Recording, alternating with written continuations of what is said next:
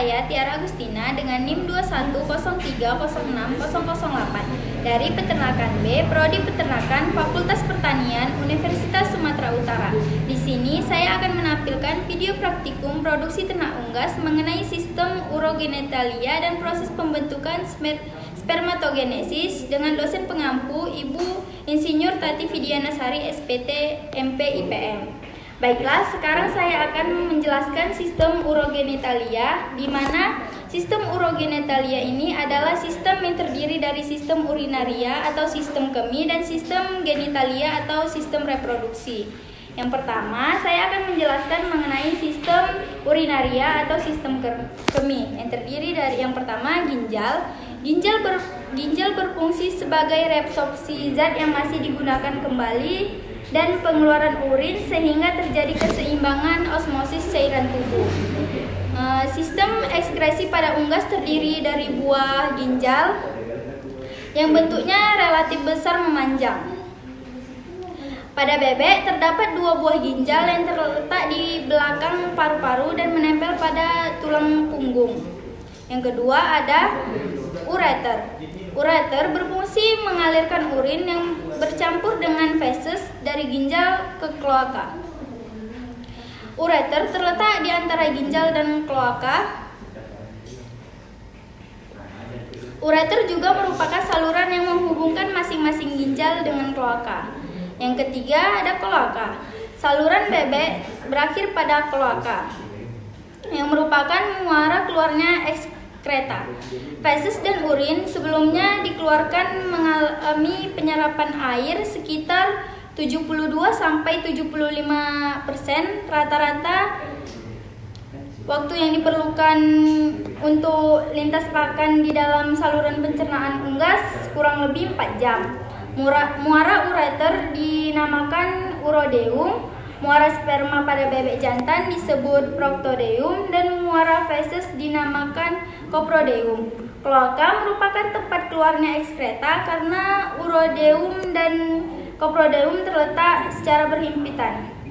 Dan yang kedua, saya akan menjelaskan mengenai sistem genitalia atau sistem reproduksi. Di sini saya menggunakan bebek yang berjenis kelamin jantan.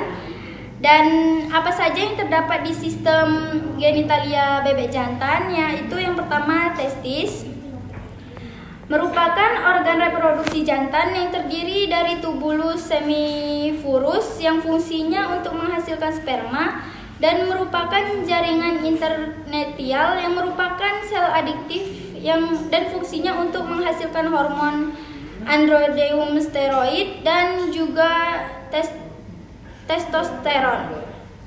Jika dilihat testis bebek bentuknya seperti biji buncis dan berwarna putih krim. Di bawah testis ini terdapat sepasang epididymis. Selanjutnya epididymis yang berfungsi sebagai jalannya cairan sperma ke arah kaudal menuju vas deferens.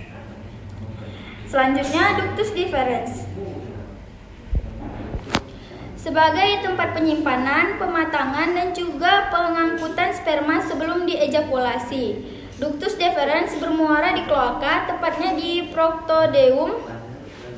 Ductus deferens dibagi menjadi dua bagian, yaitu bagian atas dan bagian bawah.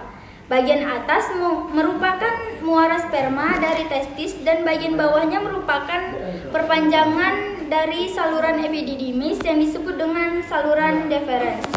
Vas deferens jumlahnya sepasang dan fungsinya untuk menghubungkan epididymis dengan penis untuk menyalurkan sperma. Selanjutnya kloaka merupakan suatu lubang posterior yang berperan untuk saluran pencernaan, urin, reproduksi, dan genital pada spesies hewan tertentu.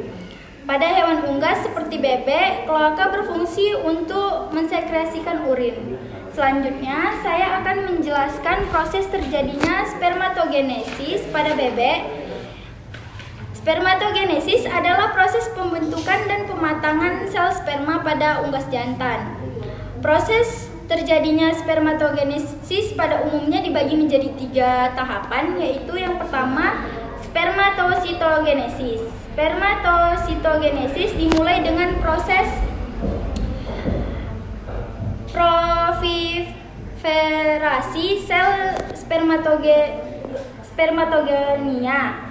Pada fase ini, spermatogenia menghasilkan dua tipe sel diploid, yaitu sel untuk memperbarui stok spermatogenia dan spermatogenia yang berproliferasi menjadi bentuk lain, yaitu spermatosit primer.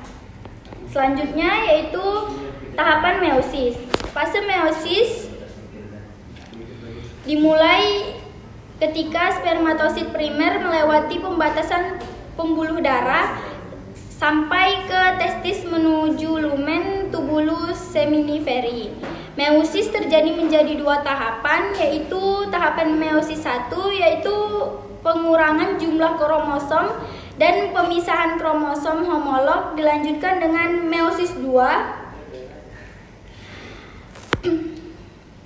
yaitu pemisahan kromatid bersaudara yang kemudian masing-masing akan menjadi kromosom. Tahapan meiosis 2 menghasilkan spermatid. Kemudian proses spermatogenesis sampai dengan pembentukan spermatik membutuhkan waktu selama 40 hari. Yang ketiga, spermiogenetik. Tahapan terakhir adalah spermiogenetik, yaitu proses diferensiasi spermatid menjadi bentuk yang lebih kompleks, yaitu sperma atau spermatozoa. Sekian video yang dapat saya sampaikan, lebih dan kurangnya mohon maaf. Wassalamualaikum warahmatullahi wabarakatuh.